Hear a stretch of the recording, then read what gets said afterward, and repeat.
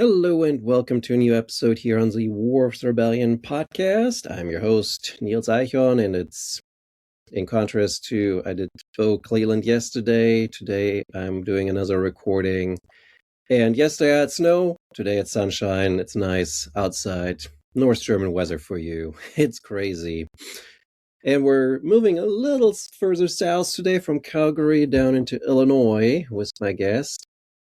And kind of like last episode, I have known Tim for a few years. We were at a conference together in, I think it was Raleigh, the Shear conference, where he had a couple of people from France that we both commented on.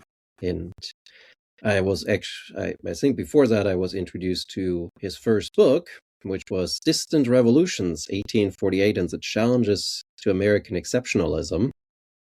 But Tim Roberts is a full professor, and apologies for that job, but somebody has to do it, chair of the Department of History at Western Illinois University. He is quite traveled with a BA from UVA, MA from Brandeis, PhD or DPhil as they call it, from Oxford. Been to a couple of places in the world, including Turkey and China, as a teacher. And today we are going to talk about his newest book, which he emailed me about. And I was like, when I got the email, like, hey, Tim, you want me to read your book?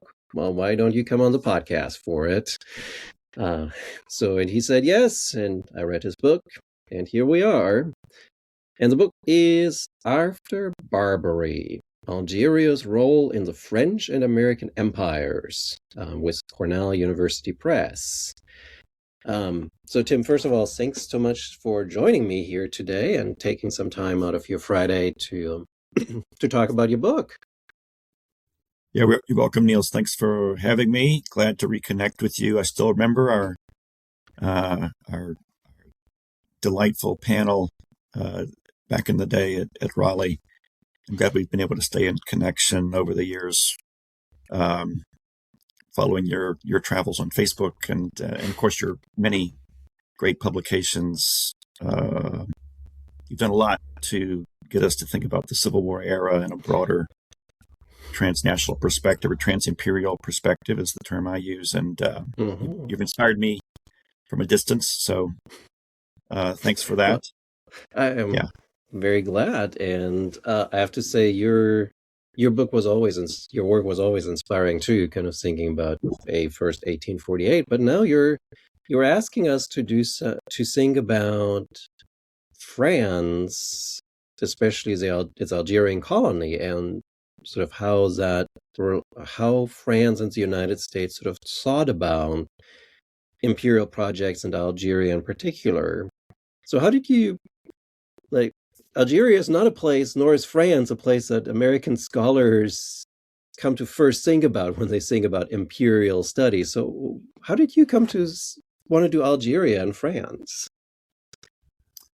Yeah, I think it's not an intuitive topic on many counts. In my work on my DPhil way back in the day, I did come across an obscure, I found the citation, an obscure article by an economic historian named Folk Dovring, who wrote an article about European responses to the Homestead Act. And in it, that was for Distant Revolutions, and I was trying to understand exchanges between liberal people on both sides of the Atlantic in the 1850s. And he made a reference to the Emperor of France, Napoleon III, seeking to adapt the Homestead Act of the U.S. Homestead Act of 1862 to French Algeria. And as we do, we kind of park these nuggets somewhere, and hopefully we can find them again for a future. It didn't really work. It wasn't really important for that book, but I came back to it later, and I just started, scratching around and poking and seeing if there were any other French usages of American policies or ideas for their, what turned out to be what I call imperial project. And it obviously became much bigger.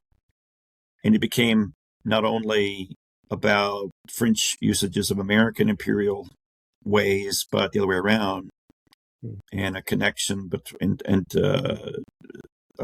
a contemporaneous usage by American imperial ideologues, policymakers, of French ideas. And so it became this kind of two-way trans-imperial study. Algeria, again, yeah, as you mentioned, Algeria is not the most prominent place that's studied, certainly by people who are interested in American history. Obviously, it has a lot more to do with French history. But it kind of became a kind of experiment in thinking about places in the world where that become contested or kind of laboratory spaces for political imperial projects by others, places where people from outside not only work out imperial ideas, but also places where people resist and demonstrate anti-imperial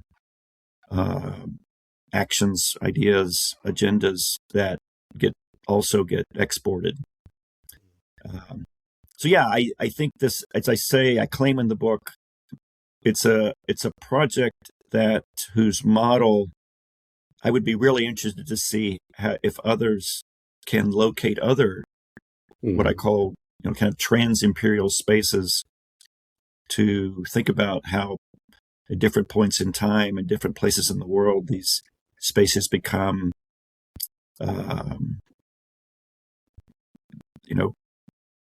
as I say, places for policy experimentation, places for adaptation of policies elsewhere, places where local people learn about connections they have with other people in the world who are beset by, imperial occupants and so forth. Yeah.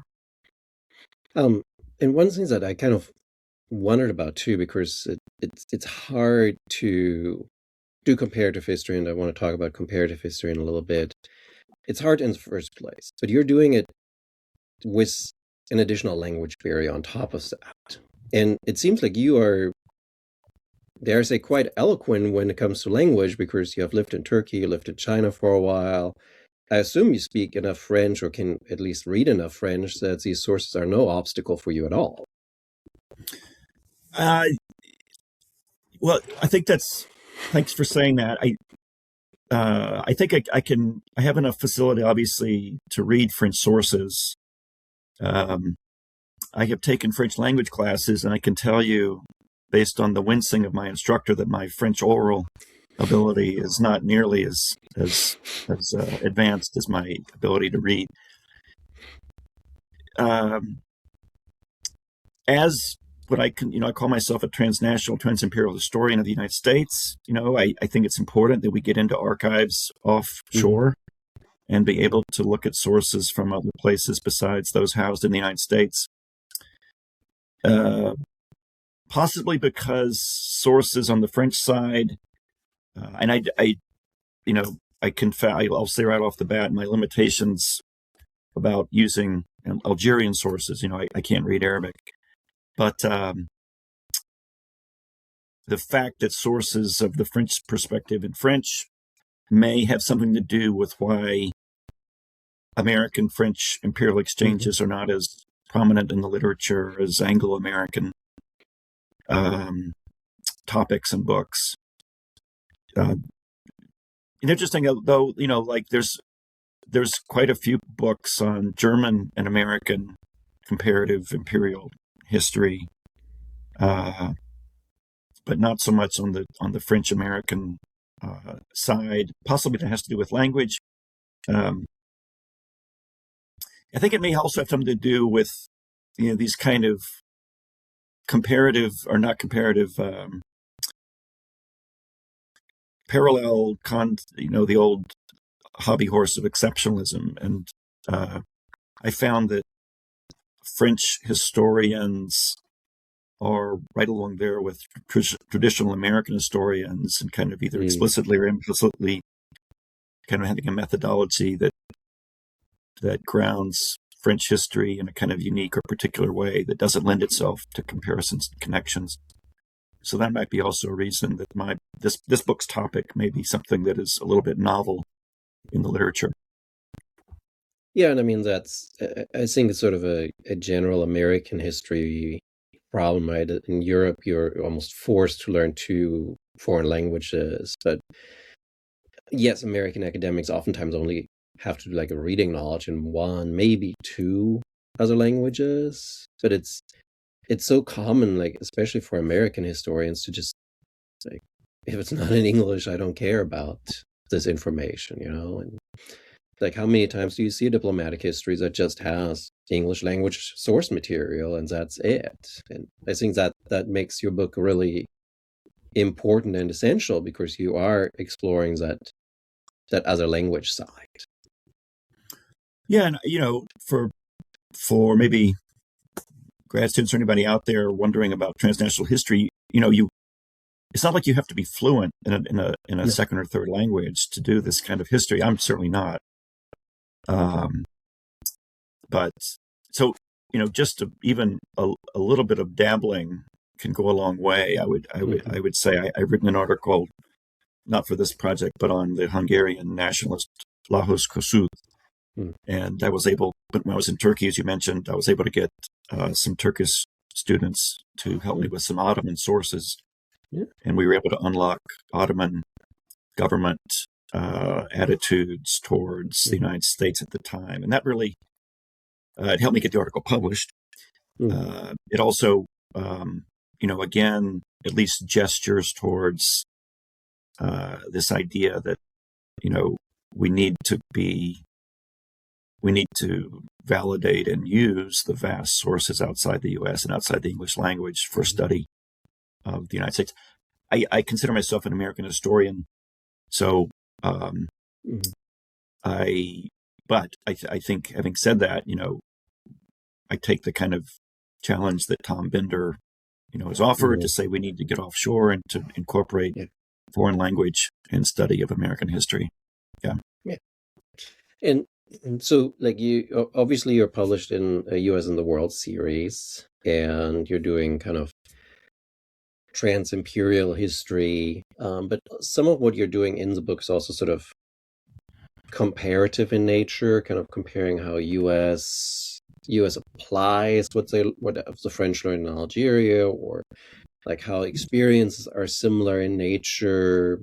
So what do you find is sort of the most rewarding aspect of doing this transnational, trans-imperial, global comparative kind of history? Right. So the book's chapters kind of, and I try to explain this in the introduction, kind of oscillate between kind of what I call, as you say, comparative history. For example, in chapter 3, when I talk about kind of the status of African Americans after the Civil War and Algerians at the beginning of the French Third Republic, when there was this rhetoric by policymakers about citizenship, about treatment as full citizens of the nation, practices don't really reflect that.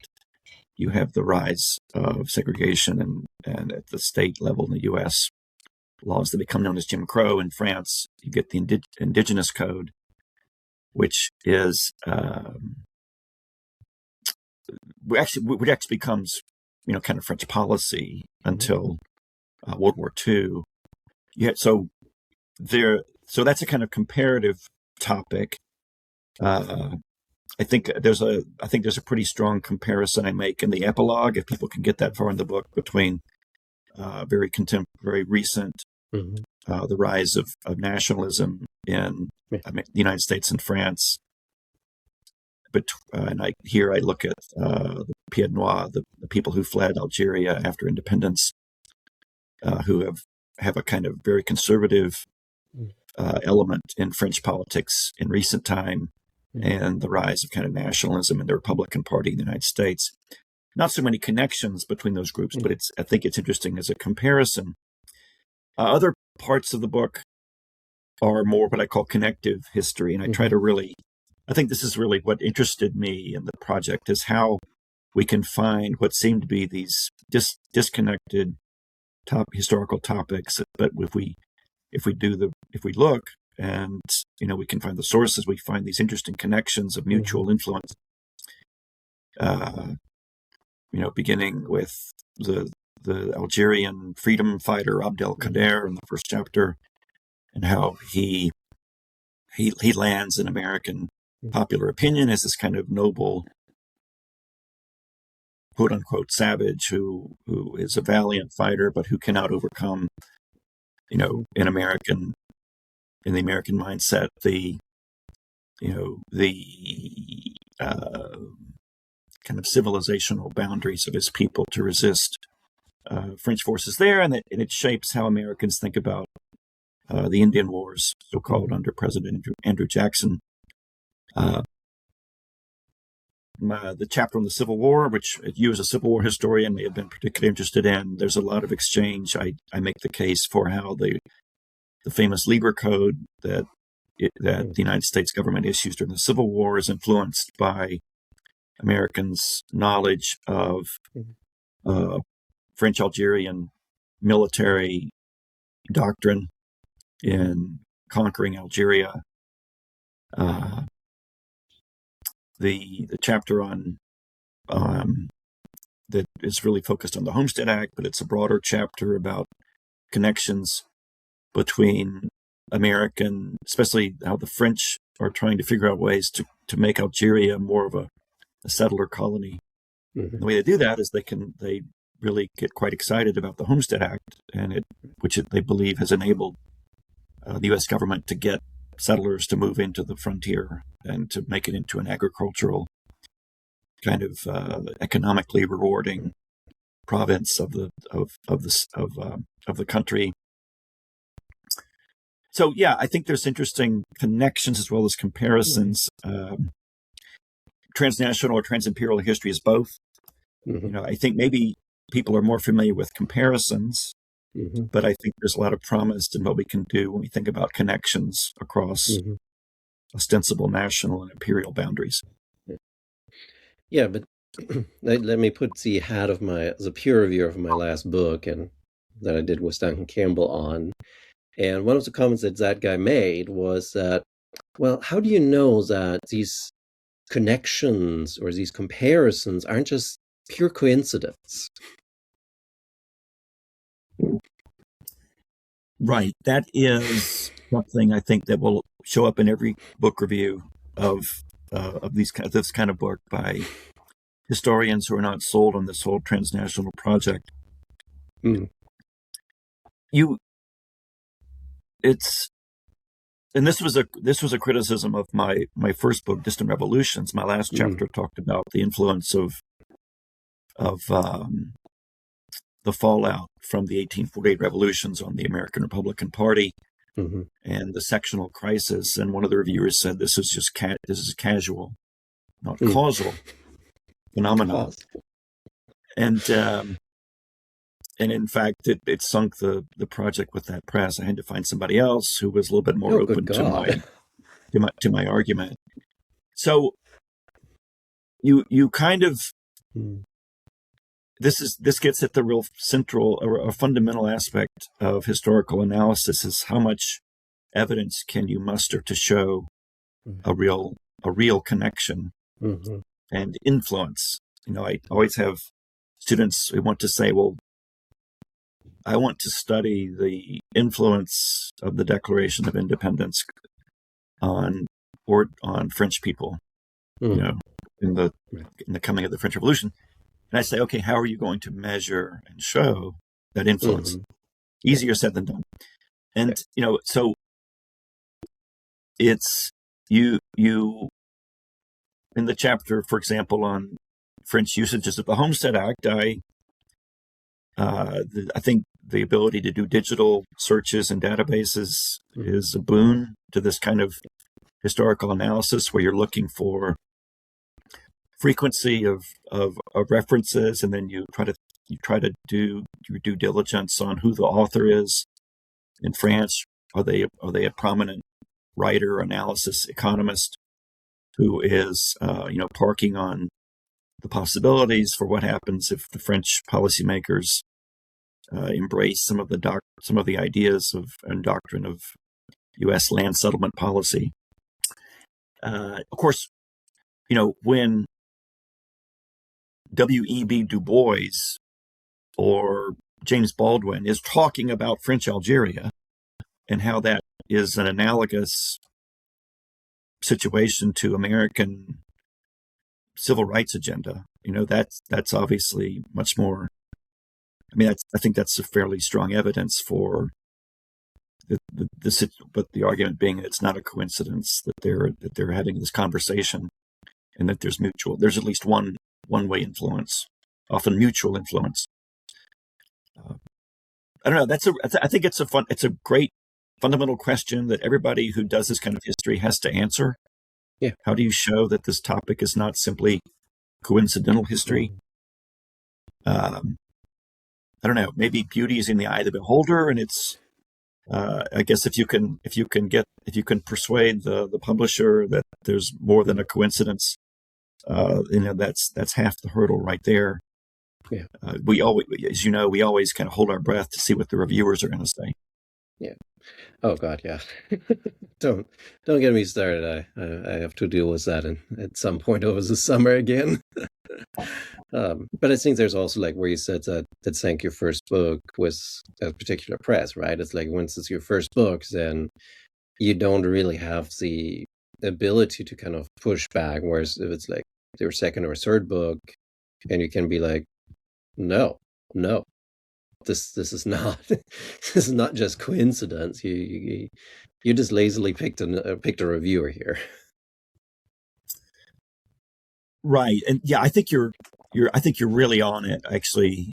In comments for this project and criticisms of it, I wasn't as willing to budge as much in what I said I wanted to do.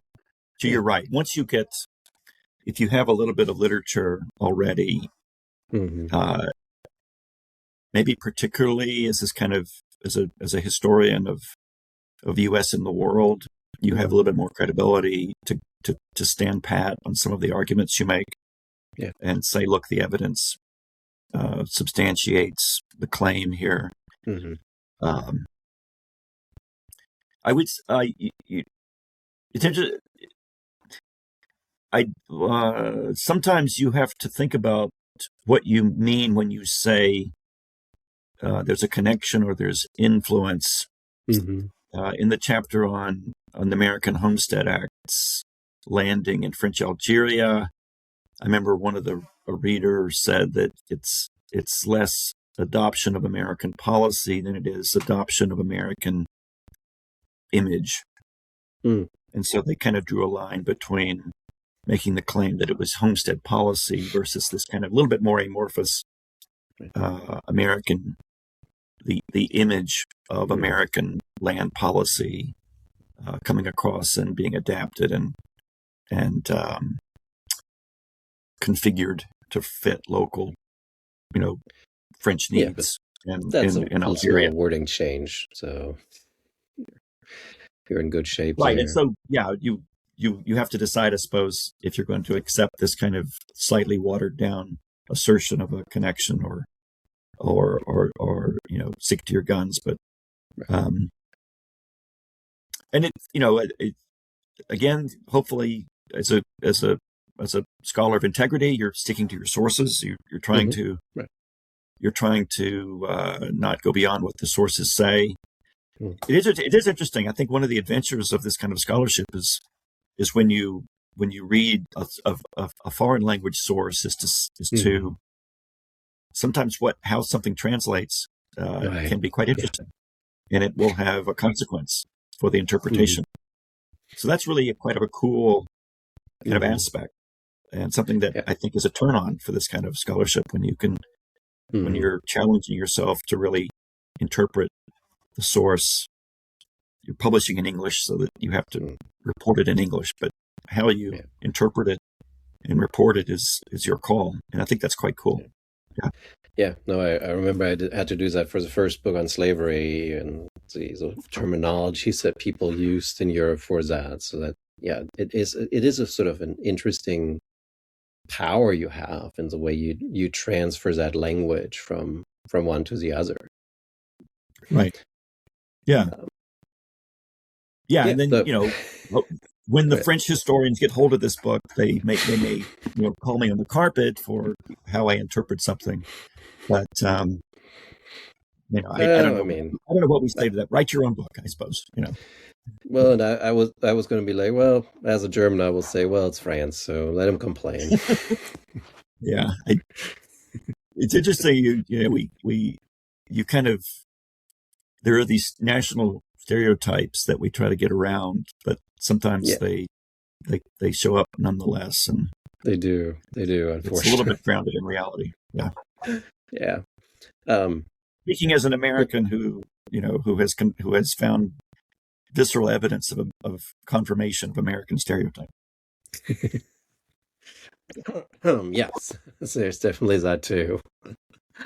But one more thing I want to talk about, so in sort of in general about your book, is that what I also really enjoyed about it was not that you made these stories personal, that there was Hmm. always some individuals that drove your narrative, and it wasn't just like in the abstract. It was people that you was there any kind of process behind the selection, that this was just the sources you had available, or was this sort of like intentional, I remember you had Cavignan and you had Andrew Jackson in places. Like, was there sort of like this was just who was available, or was it that you kind of were like, ooh, I really like this person. I want to integrate some.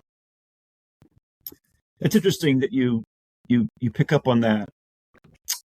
In I think me just the way I think about and like history is I like learning about people, ordinary people, Mm, and how they respond to big events, and they mm, have their own interpretations of them. I've a previous book was an edited book of Civil War letters that a couple from rural Illinois exchanged after the guy signed up for the Union Army.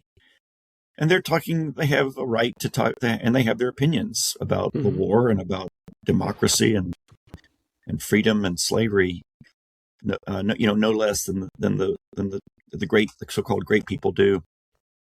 So I think, right, I think I look back over the table of contents, and I think that there's each chapter has these kind of vignettes about individuals on both sides, among mm, not just but three sides, in France, Algeria, and the United States, who I guess I say represent a profile of attitudes about large issues, uh, anti-imperial resistance, mm, uh,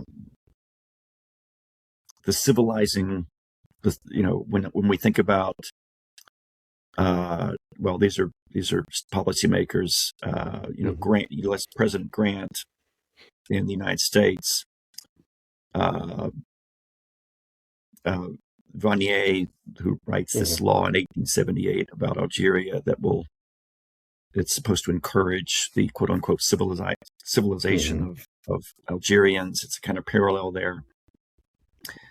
Um, I came across this really kind of idiosyncratic writer in France, France in the late 19th century, um, who um, he had actually been in California. He had witnessed the mm, United States. He goes back and he lives in Algeria, and he calls for the relocation of African Americans to Algeria to help settle the frontier. And I think it was a real kind of nugget to find in the archives. Not people really haven't heard about this guy, but I used him to show the spectrum of opinion that was possible in this kind of experimental age after the American Civil War and in this transitional period in French history from the Second Empire to the Third Republic. I really enjoyed learning about this Liberty ship captain, Hugh Mulzac, who is, ferrying war materials and people across the Mediterranean, World War II. And he had fought to captain a ship, overcoming Jim Crow discrimination to be able to, to be deployed as a naval captain. He was qualified. But then he encounters French discrimination against Algerians, and he has this like epiphany. It's like, this reminds me of home. This is absurd. They have German POWs supervising Algerian workers. And so it really crystallizes for this guy who had not had this kind of global perspective until he kind of runs into this stuff by accident. And it enables us to see how ordinary people can grasp these big ideas, no less than statesmen can. So, yeah, I think these kind of ordinary people, like you said, are really quite interesting to learn about. They are enabling us to do kind of social history, even as we do a kind of transnational approach. And, the great promise of the social history turn was to understand experiences of ordinary people. I think good transnational, transimperial history kind of takes what was good about social history that's been practiced for now a half century and putting it into this kind of larger cross-border,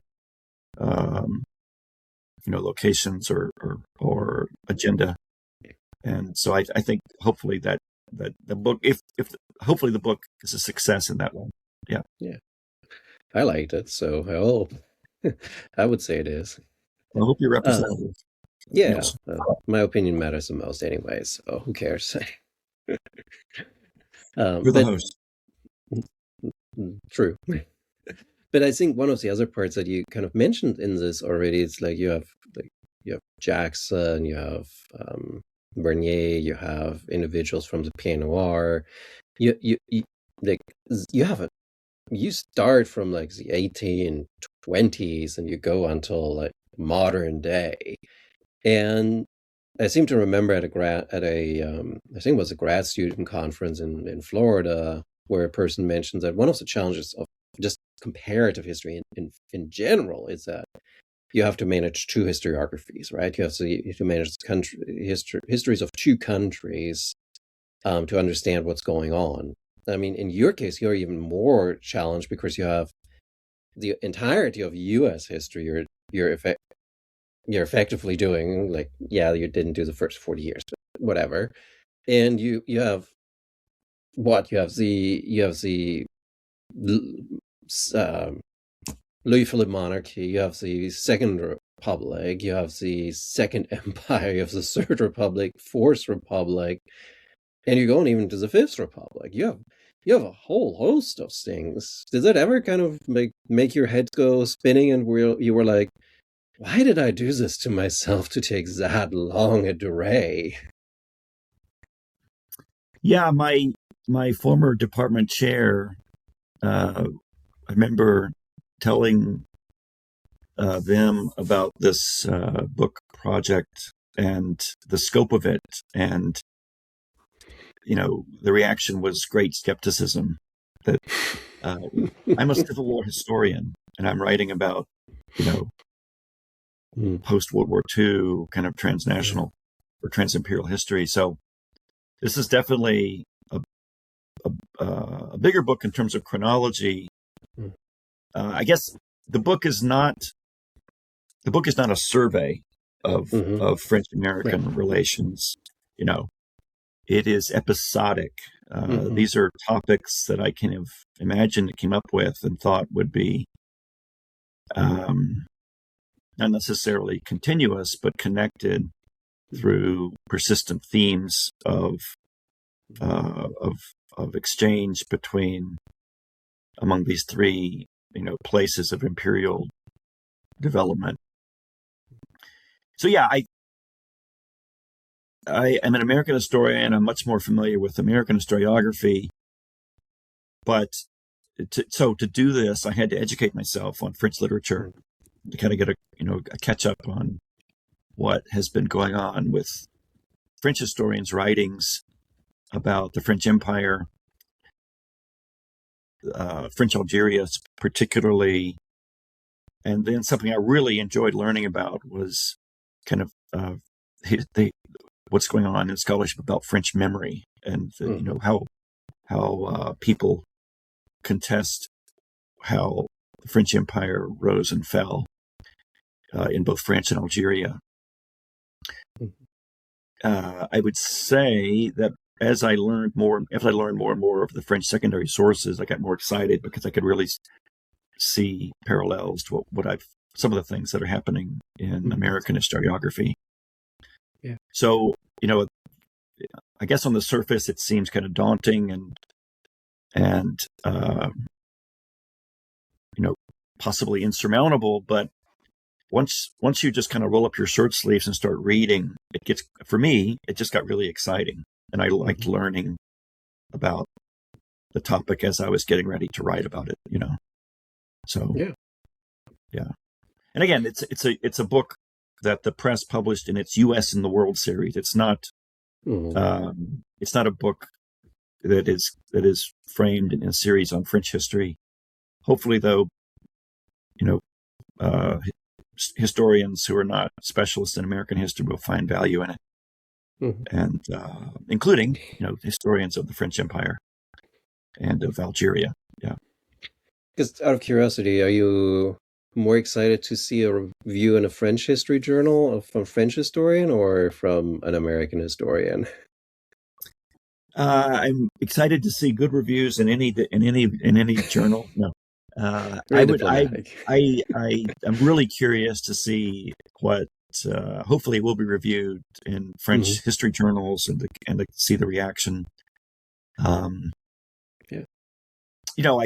I have, as I thank you and others and who in the book who helped me, and my French contacts and friends have been very excited. They say they're really excited to see the book and they want to get a copy and read it. So hopefully that's indicative. Yeah, I did try to. There's a few illustrations in the book, and they're all illustrations of their French sources. I'm trying to lean into the French side of the book, and to emphasize its French history as much as American history. We might say. I'll have to find out from the press if they're going to try to get a French version. I'm not sure if there's a plan for that yet, but hopefully it'll be something that would at some point make an appearance. Yeah. No, cool. That would be fun. Then. Yeah. Well, if you come over for some book talks, maybe we can see if we can meet up. That would be terrific. Yeah. As I said, I think it's a model for how to do kind of trans-imperial history that doesn't necessarily have to be connected to the United States. I could definitely see. I am curious to see if other kind of books about these, what I call a trans-imperial space, shows up in some of the literature and world history or maybe global history. Not quite the same. Yeah.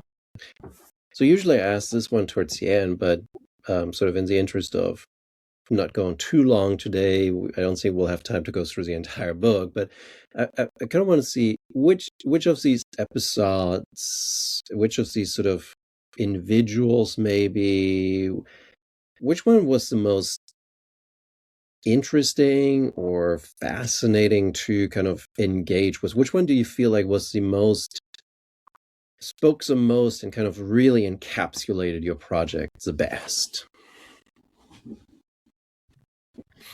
Tough one, So sorry. yeah, well,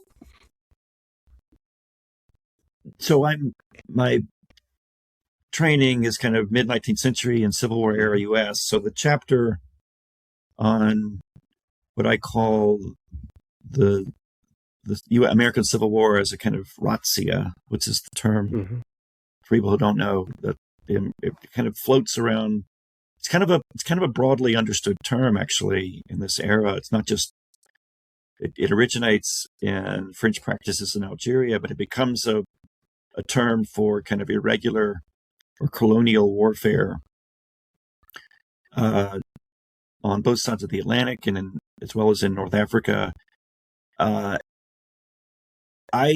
feel like I made a pretty good case that the American Civil War, on the basis of how Union military techniques devolve from kind of more limited or conventional practices into more, what we might in the modern era call total war practices, has a lot to do with this kind of proliferation of the possible success of irregular warfare that the French military in Algeria develops. Mm. So I think that chapter makes the case more broadly that we need to break down what we consider to be quote unquote internal or civil Mm-hmm. wars and colonial wars. Mm-hmm. And I think practitioners, certainly in the US and France, as you mentioned, the General Cavaignac, who does what he does in French Algeria to quell the Algerians, and then literally within a few months is doing the same thing in the streets of Paris. The practitioners of this kind of warfare did not see strong boundaries between the two. Mm-hmm. That allows me to talk about the Lieber Code in a new way, in kind of American laws of war Mm-hmm. that are legitimizing practices of war that would have been unthinkable before the Civil War in terms of what American soldiers are allowed to do. And I think we have to acknowledge kind of pretty strong evidence that this is that we need to think about the Lieber Code as this kind of transnational, influenced kind of document. It draws on practices not only within the Civil War, but also what's going on elsewhere. Lieber had known about Algeria, as I found out in my research, because of his prior correspondence with Alexis de Tocqueville. De Tocqueville was we're familiar with him as a proponent of American democracy, but he's also very interested in development of Algeria, as it turns out. And so he was this kind of transnational figure that also helped to make the linkage between American war practices in the Civil War and French Algerian military practices. I think, the epilogue, I think, is a really interesting kind of after the fact account for how there's this legacy of nostalgia and kind of post-imperial reckoning that's going on in the United States and in France. And there is, again, it's strictly comparative history, but anybody who has heard about the American kind of lost cause mythology will find some interesting and perhaps disturbing resonances with French people's conflicts today over memorials to the Algerian War, to treatment of the Harkis, those Algerians who helped France and then had to flee Algeria afterwards. So I think that, anybody who doesn't really want to go back deep into the early American Republic will find that chapter a really good way to connect the past and the present. I think you had a lot of fun writing that last chapter. Yeah, I did. It was, anytime you're writing really recent history, you're kind of having to change it a lot for the latest news. But you have to stop. You have to put the keyboard down at some point. But you also kind of Maybe could the most sense like how you were, the way you were talking, the way you kind of could broadly paint was just sort of like you could feel like there was a lot of passion on your part in there. right. I guess I'm interested in politics today in the United States and in France, and I try to educate myself about both places, to think about comparisons, and just be able to bear witness to what seems to be like an Atlantic phenomenon of the rise of kind of national, or the resurrection of national politics. And, as historians, we know that these ideas come from somewhere. Yeah. And sometimes it comes from places that we hadn't thought about before, and we can expose them. So if we can map the genealogies of these ideas, I think it's a really important public service. Mm-hmm. Yeah, and I'm glad you brought that. I mean, it's sort of fitting that this is a podcast about the Civil War period, so that you brought the Civil War chapter into it is sort of fitting. And from your previous work, it sort of makes sense that that's something you're interested in as well. There are a lot of things that kind of fascinated me in that too, and that, like, I mean, you had sort of your prisms that you looked through, and there's things that I have in my prison that I kind of was like, oh, this would have also worked for it. And one of those things when you talked about, and I will have to admit, I knew Cavagna from sort of Summer of 48, June Day, kind of, right? Temporary president there of the Second Republic, and then, of course, he loses the election badly to Napoleon.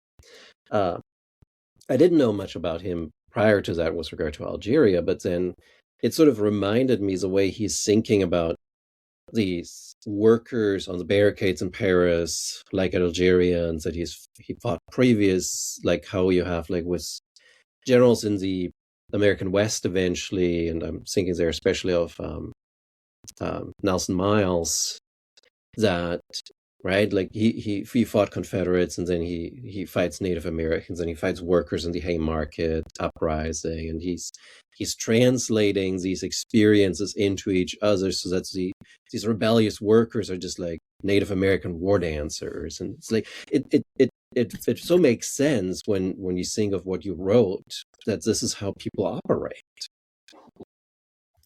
Yeah, it's not really an emphasis in the book, but I kind of gestured towards it as the new technology of steam travel.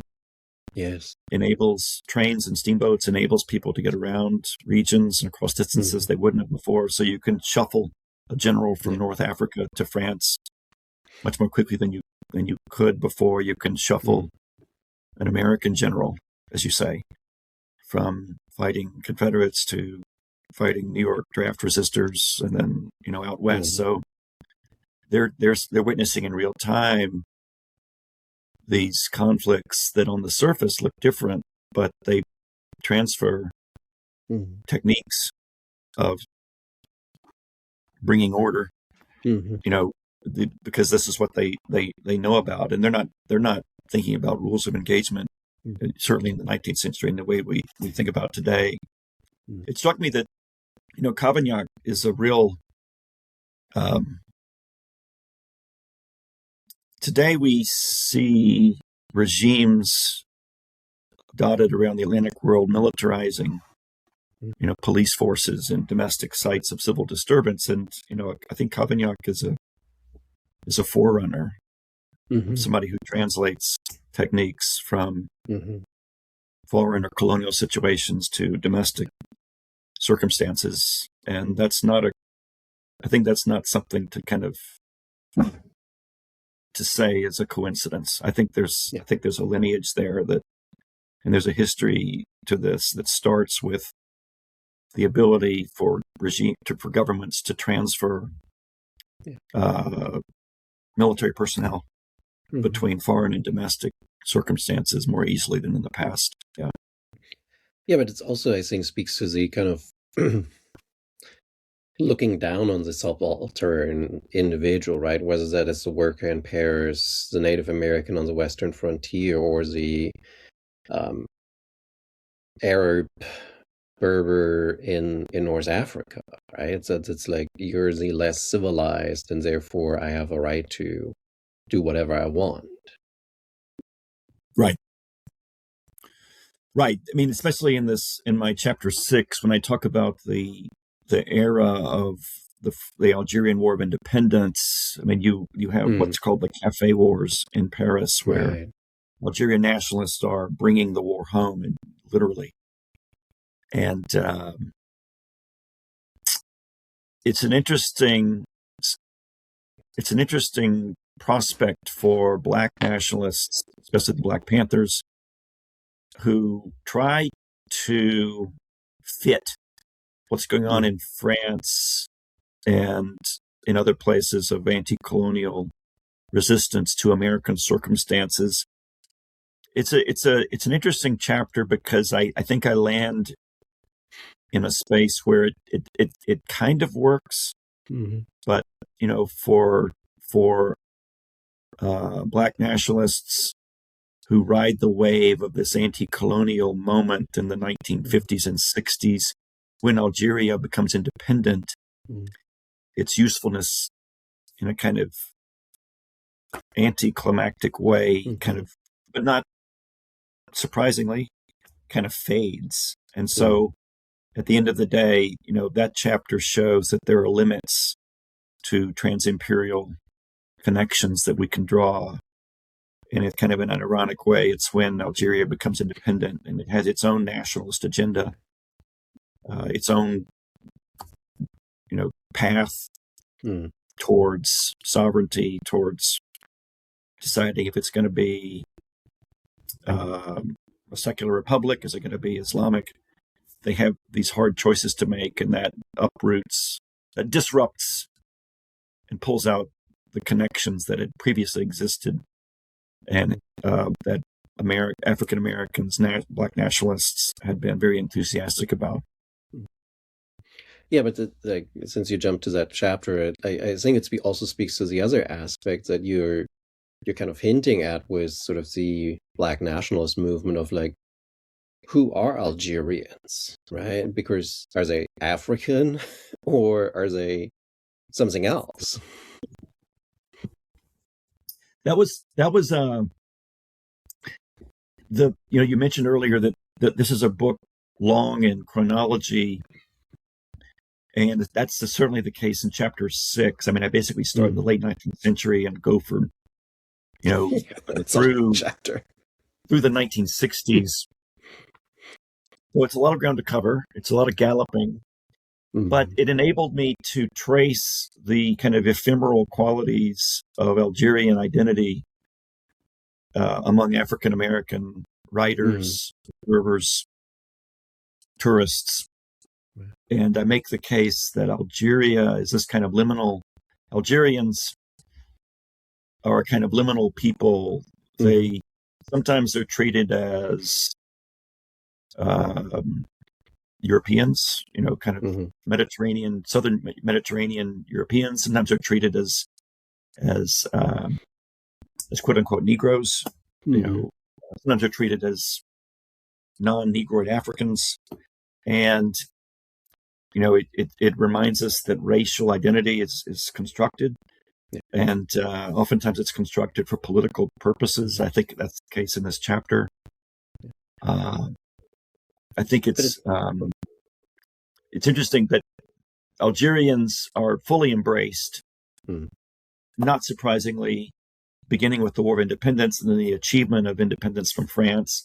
That's when they seem most like an ally and a kindred people to Black nationalists in the United States. Before this, they're kind of different places on this map of trans-imperial racial solidarity. And I guess the chapter again shows the limits of Americans' imagination to understand other people as like them or not. We're, everybody, not just America, we're always putting people in frames of reference that we understand. And sometimes those frames don't exactly work, but we make we make do with that, with whatever we need Mm-hmm. to have them function for us for. And so that's something I think is the case in that chapter. And it's a bit sad, I would say, right? Because I remember I gave my students an article on Nkrumah and sort of the Algerian connection, because sort of Nkrumah sings in that Pan-African kind of notion of like all of Africa should be liberated, and is much more willing to embrace violence on some level with this struggle, and kind of a complete break with the metropolis. And then you kind of see this conversation among civil rights leaders of like whether this should be, right, Algeria should be considered African or not, but if it fits our purpose, we will use it. And it kind of takes a little bit away from that solidarity that this anti-segregation protest and the independence struggle kind of are supposed to kind of have, right, in their kind of what they want to achieve. Right. Yeah, and I think I don't know if it's because, beginning of the conversation, you asked me why aren't there more studies of French American history, and this one of the reasons Algeria was obscure often for African Americans, Black nationalists, was that Algeria was considered to be part of France, whereas sub-Saharan Africa was more, Ghana particularly, was a British colony, and so there was this kind of more familiarity perhaps with a British anti-imperial movement than a French anti-imperial movement. Of course, French Algerians are not ethnically, Negro people. They're Arab. They're kind of the Berber people, are lighter skinned people, and so there's obviously some cosmetic reality, differences that are real. But I think that there's this ambiguity. For me, that was the real interesting part of the chapter, is this ambiguity, how this exposes the ambiguity and kind of limits to transnational solidarity, as you mentioned. Yeah. That I think I want the reader to be left to ponder that and how that works itself out in other historical situations. Yeah. Likes that. And the other parts I was kind of like thinking, like sort of the wider applicability, I think, of the books that you really kind of get a sense of is when you talk about sort of the rights of these imperial people. And I'm especially thinking here what like Napoleon III did, and sort of trying to offer pathways to the Algerian people to become, or like the native Algerian people, not the French colonies, right, to become part of the French nation.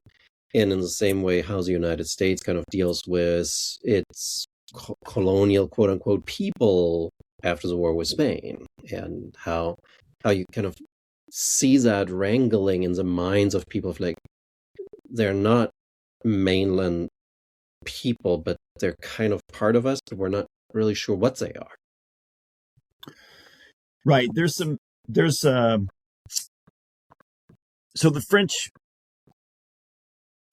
basically land on this policy that if it's possible for Algerians to become full French citizens if they will renounce, their identity as Muslims, if they will learn French language, and so a few in the grand sweep of French Algeria, there's a few thousand Algerians who become French citizens, but it doesn't really happen. And there's evidence I found that French, diplomats in Algeria discourage Algerians from seeking French citizenship. There's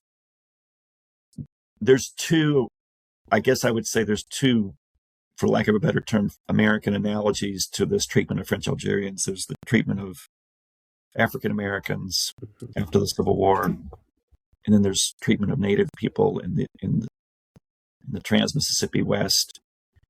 And then, as you say, a third case, which is the status of especially of the Philippine people after the Treaty of Paris and the U.S. or in the midst of U.S. annexation.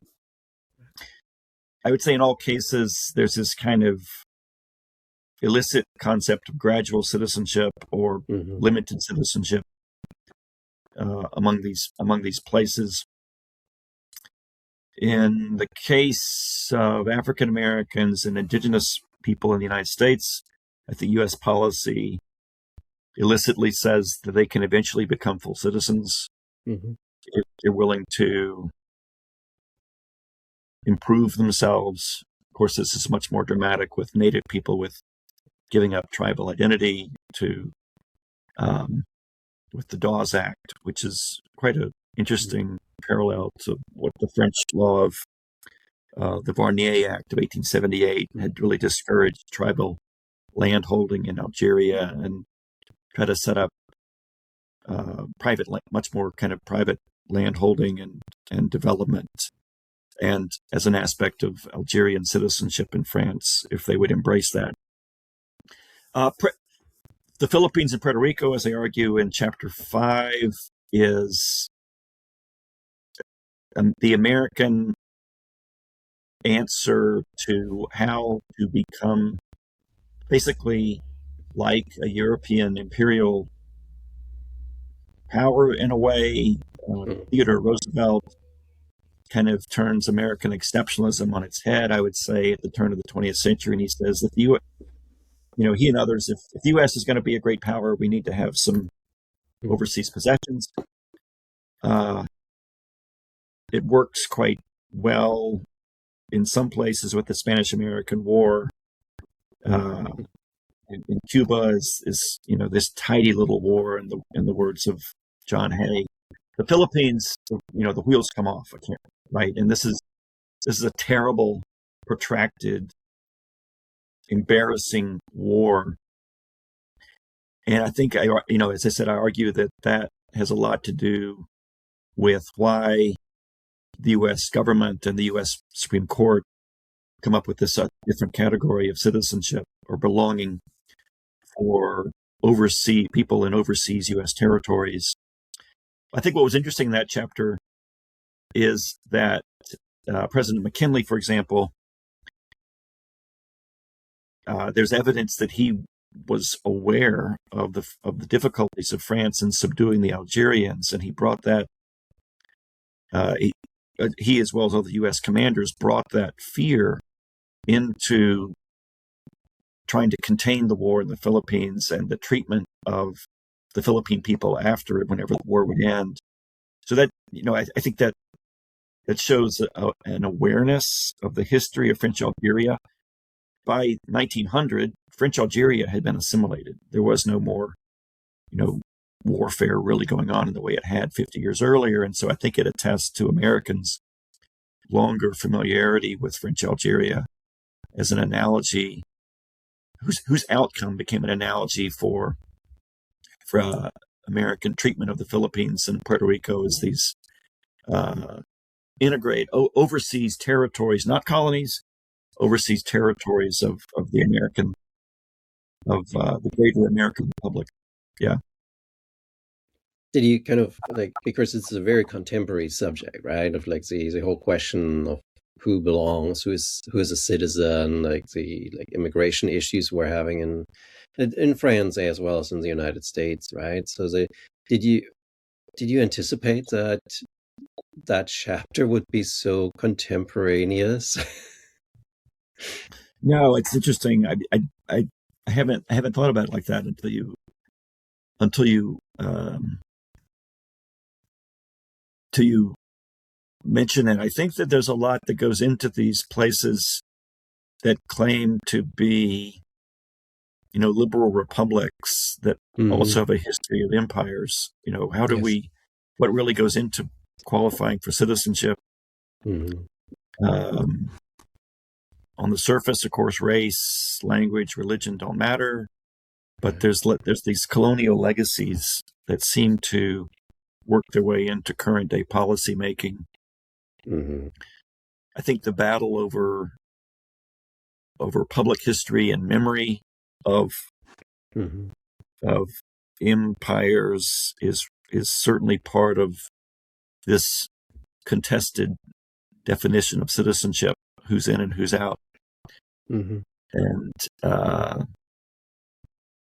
when Americans battle over taking down or leaving up a Confederate statue, when French people battle over whether there should be a statue commemorating the Pied Noir, I think it is.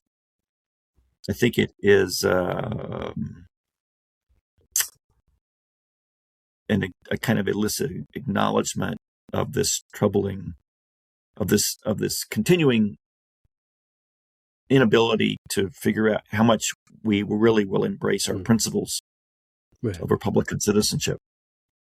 Or is there a heritage people? In other words, we have this idea, we have this concept of heritage Americans now. Is there a heritage citizenship that is operating, that shapes and limits who else can become part of the body politic? Yeah, sometimes those things pop up when you're kind of thinking about the book and kind of just talking about it. And the other part that I kind of, as we were talking, I came to think more about that, right? When we think about the Algerian independence struggle, it's the bombings in Algiers, or I think it calls it Cafe Wars, and the sort of guerrilla style warfare. But that's the same that you have with the early colonization.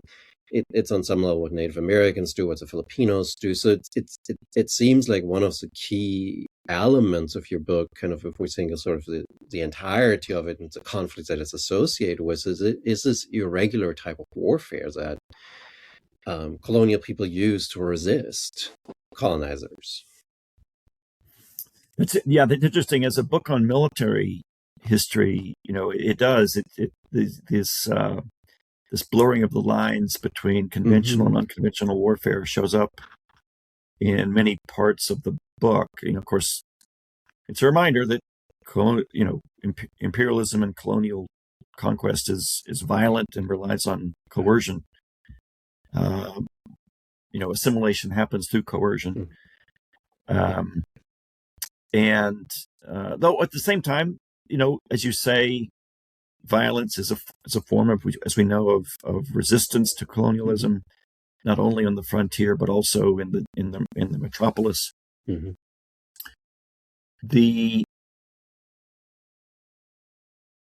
I guess I would say the U.S. doesn't experience it in a way that the French do. The paroxysm of colonial violence in the metropolis is a product of long-term Algerian migration into France that starts after World War One, or actually during World War One, and would continue kind of episodically since then. The Americans experienced a little bit of it in the 1960s with the American Indian movement, and of course with the Black Panthers. But it's probably Americans have difficulty grasping the what Malcolm X calls the chickens coming home to roost in ways that actually the French people experience much more wholesale. What's interesting is, for me, is that the French and Algerians are able to today have this kind of fairly operating relationship. There hasn't been, maybe it took a while, but they have maintained this kind of diplomatic and trade relationship that has overcome some of the this disastrous, brutal history that was characteristic of it late in the era of the French possession of Algeria. I think there isn't Americans are doing their own work, I suppose, with, Mm. a kind of analogous way over apologies over, and the great questions we have about reparations for slavery, but who to apologize to, who qualifies reparations is something that isn't really an American analog for the French post-imperial situation.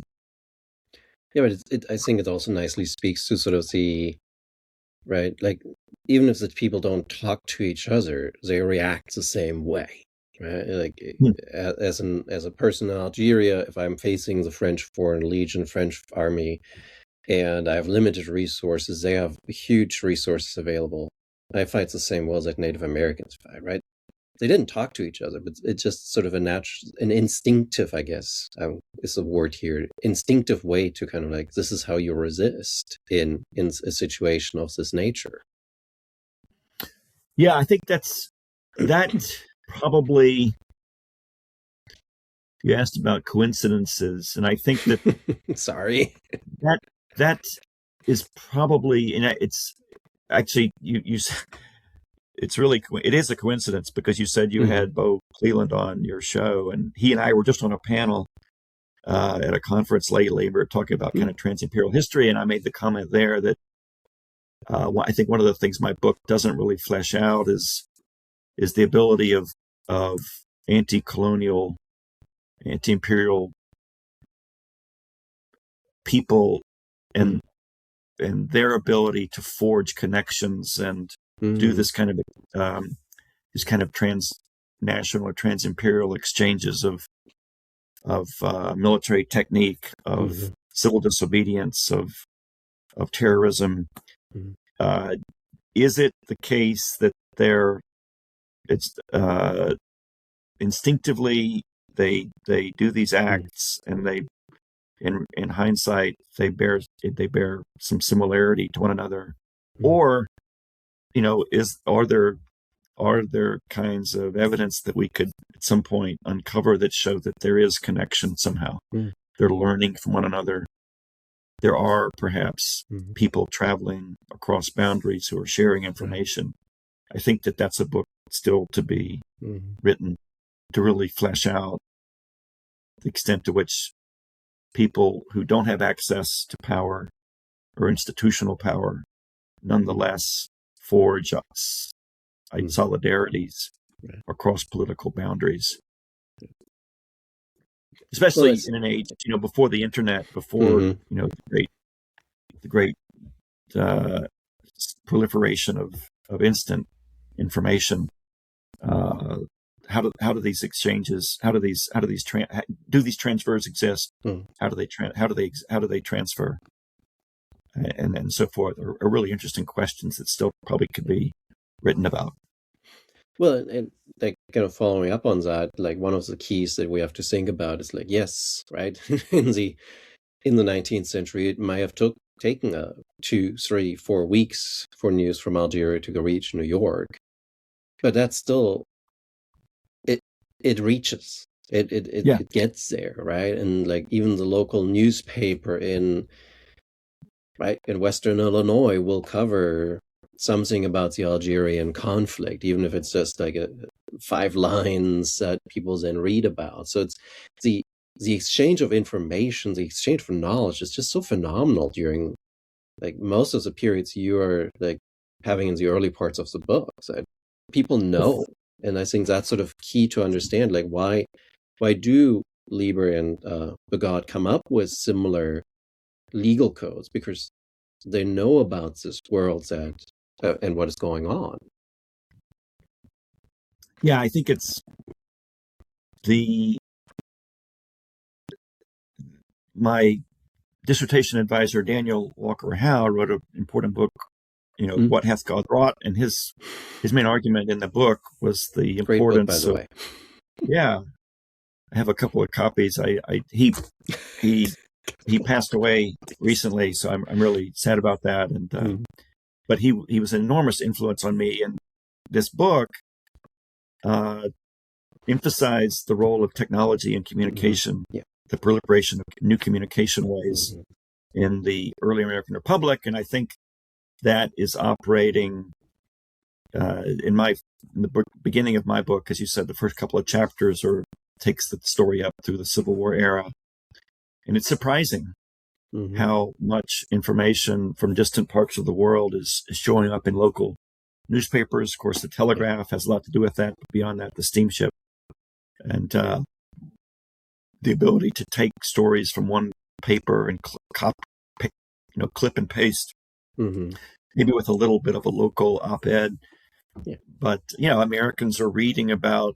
They're familiar with Bugeaud, in the Peoria Herald Whig, are learning about developments in French Algeria, and there's comments and there's connections that readers are making between in certain newspapers about how Algeria might give American policymakers pause before they invade Mexico, or how to treat with the Seminole Indians in Florida when the wheels are coming off of this allegedly superior American military force, and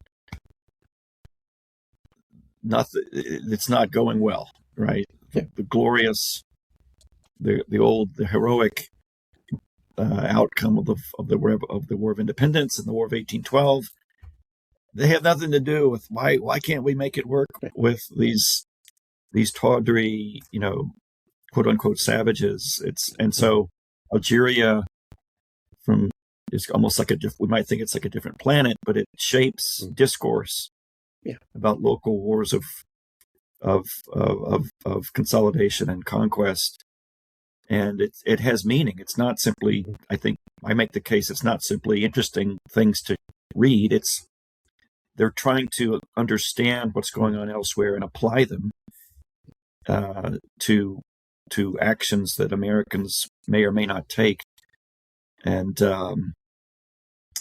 again, for the 19th century, it is quite interesting that these kind of information circulates across long distances. And since you mentioned the Seminole War, I mean, one thing I have to say too is that your book is impressive in that you're not dealing necessarily here. You have some big episodes that, right, Sherman's March, or the kind of Philippine insurrection, but you have episodes in there that are not that well known, like the Seminole War or the Insular Case. That it's something where you need to dig for this sort of information. Yeah, who knows about the Second Seminole War? There was more than one, right. Yeah. But the Second Seminole War was a terrible war for the people who experienced it on both sides of the conflict. It was this war of atrocity committed by both sides. It was a drain on the American treasury. It was arguably the worst, the least successful American war waged on Native people. Some Seminole. There's a Seminole tribe in Florida today. They very proudly remember successful resistance to U.S. military force. The insular cases, I think maybe we learn about a little bit. If you're doing American constitutional law, but right.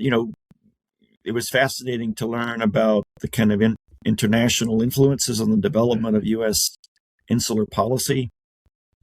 Certainly, I wanted to get us to understand that there's the neighborhood of influence on American policymaking about empire is not just English-speaking. Americans are more eclectic in how they think about how to frame this new American empire, how to treat with people who are overseas. We can't have colonies. So what do? Well, we try to make them citizens, but kind of citizens light. You have this language contorted by the U.S. Supreme Court about